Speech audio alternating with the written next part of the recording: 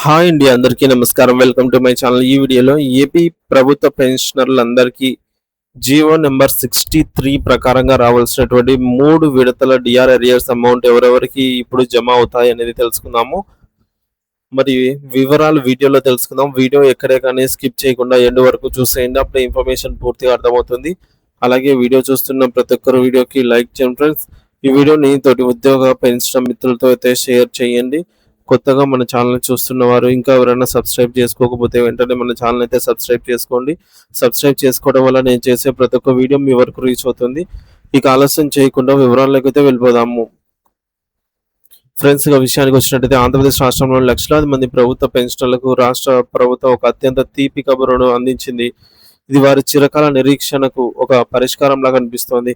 వృద్ధాప్యంలో తమ జీవన భృతి కోసం ప్రభుత్వం ఇచ్చే పెన్షన్ పైన ఆధారపడే వేలాది కుటుంబాలకు పెరుగుతున్న నిత్యావసర వస్తువుల ధరల నుండి ఉపశమనం కలిగించే నిత్యావసర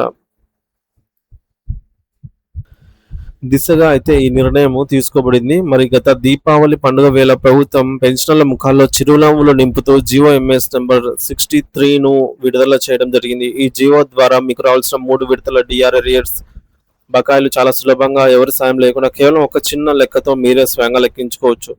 ఈ జీవో నెంబర్ 63 ప్రకారంగా జనవరి 2024 నుండి అమల్లోకి వచ్చే విధంగా కరువు భత్యం డిఆర్ పెంపుదల ఉత్తర్వులను ప్రభుత్వం అయితే జారీ చేసింది. అయితే ఈ పెరిగిన డిఆర్ మొత్తం ఒకేసారి నగదు రూపంలో అందకపోయినా దానికి సంబంధించి బకాయిలు అరియర్స్ ఏ విధంగా ఏ కాలాల్లో కాల పరిమితులు అందుతాయనే దానిపైనే ప్రభుత్వం ఒక స్పష్టమైన మరియు పారదర్శకమైన రోడ్ మ్యాప్ ను సిద్ధం చేసింది.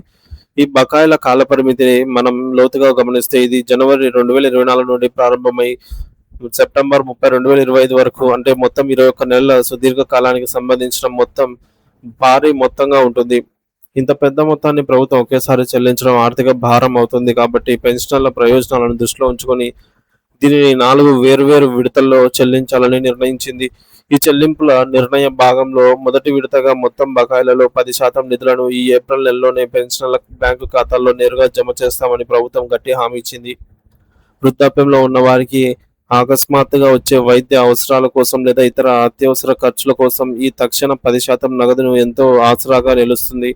ఇక మిగిలిన 90% బకాయిలను 3 సమాన విడతలుగా అయితే విభజించి, అంటే ఒక్కో విడతల 30% చొప్పున పంపిణీ చేయనున్నారు.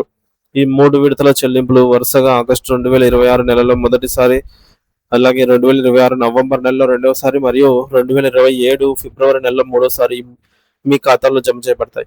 ఈ విధంగా సుదీర్ఘమైన ఆర్థిక ప్రణాళిక వల్ల పెన్షనర్లు తమ భవిష్యత్ అవసరాల కోసం, అంటే మనవల్లో చదువులకో లేదా ఇతర కుటుంబ శుభకార్యాలకు అనుగుణంగా ఆర్థిక ప్రణాళికలు వేసుకోవడానికి వీలు కలుగుతుంది. ముందుగా మనం యూజీసీ స్కేల్ పొందుతున్న పెన్షనర్ల గురించి వివరంగా మాట్లాడుకుంటే వారి డిఆర్ శాతం ప్రస్తుతం ఉన్న 46% నుండి 50%కి పెరిగింది. అంటే వారికి నికరంగా 4% మేర పెరుగుదల లభించింది. వీరికి 21 నెలల బకాయిలను లెక్కించడానికి ఒక అత్యంత సులభమైన ఫార్ములా అందుబాటులో ఉంది. మీ ప్రస్తుత బేసిక్ పేను 0.84తో గుణించినట్లయితే మీకు రావాల్సిన మొత్తం 21 నెలల బకాయి సొమ్ము ఎంతనో వెంటనే తెలిసిపోతుంది. ఈ యొక్క 0.84 అనేది సంఖ్య ఎలా వచ్చిందంటే 4% పెరుగుదలను మొత్తం 21 నెలలతో గుణించడం వల్ల 4 × 21 = 84. ఈ విధంగా వచ్చిన ఫలితమే ఇది. దీనివల్ల రిటైర్డ్ ప్రొఫెసర్లు మరియు యూజీసీ సిబ్బంది తమకు రావాల్సిన లబ్ధిని క్షణాల్లో తెలుసుకోవచ్చు. ఇక రాష్ట్ర ప్రభుత్వం సాధారణ పెన్షనర్ల విషయానికి వస్తే వారికి 3.64% చొప్పున డిఆర్ పెంచబడింది. వీరికి కూడా 21 నెలల బకాయిలు అందాల్సి ఉంది. కాబట్టి వీరి కోసం ఒక ప్రత్యేక ఫార్ములాను రూపొందించారు. మీ బేసిక్ పెన్షన్ ను 0.764తో గుణించాలి. ఈ యొక్క 0.764 అనే సంఖ్య 3.64%ని 21 నెలలతో గుణించడం ద్వారా, అనగా 3.64 × 21 76.44గా ఈ విధంగా లెక్కించగా వచ్చిన ఫార్ములా అనమాట. ఈ ఫార్ములాను ఉపయోగించి మీ మొత్తం బకాయిలు ఎంతనో తెలుసుకున్నాక అందులో 10% ఈ నెలలో అందుతుందని, మిగిలిన మొత్తాన్ని 3 విభాగాలుగా చేస్తే వచ్చేది భవిష్యత్తు విడతలలో వస్తుందని అయితే మీరు స్పష్టంగా అవగాహన చేసుకోవచ్చు. దీనిని మరింత విపులంగా మరియు సామాన్యులకు కూడా అర్థమయ్యేలా కొన్ని ఉదాహరణలతో పరిశీలిద్దాము. ఒక పెన్షనర్ యొక్క బేసిక్ పెన్షన్ 26,500 రూపాయలు అనుకుందాము. సో, అప్పుడు పైన చెప్పిన ఫార్ములా ప్రకారం 26,500ను 0.764తో గుణిస్తే వారికి రావాల్సిన మొత్తం బకాయి రూ. 20,257 అవుతుంది. ఇందులో ఈ ఏప్రిల్ నెలలో వచ్చే 10% వాటా అంటే సుమారు రూ. 2,026 వారి ఖాతాలో జమ అవుతుంది. అంటే మొత్తం 20,257లో నుంచి ఈ రూ. 2,026 తీసివేయగా మిగిలిన రూ. 18,231 మొత్తాన్ని కూడా ప్రభుత్వం 3 విడతల్లో ఇస్తుంది. అంటే ఆ 18,231ని 3తో భాగిస్తే ఒక్కో విడతకు రూ.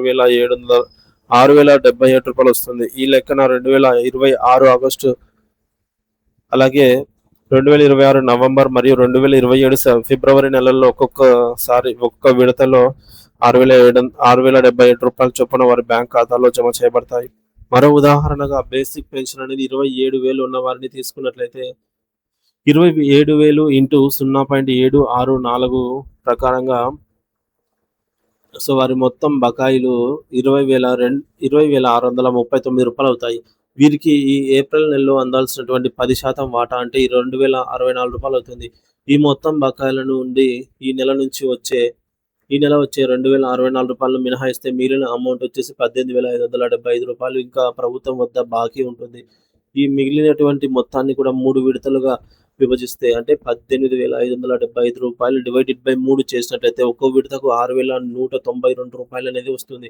అంటే 2026 మరియు 2027 సంవత్సరాల్లో నిర్ణీత నెలల్లో వీరికి ఒక్కొక్కసారిగా రూ. 6,192 చొప్పున 3 సమాన వాయిదాల్లో అయితే ప్రభుత్వం విడుదల చేస్తుంది.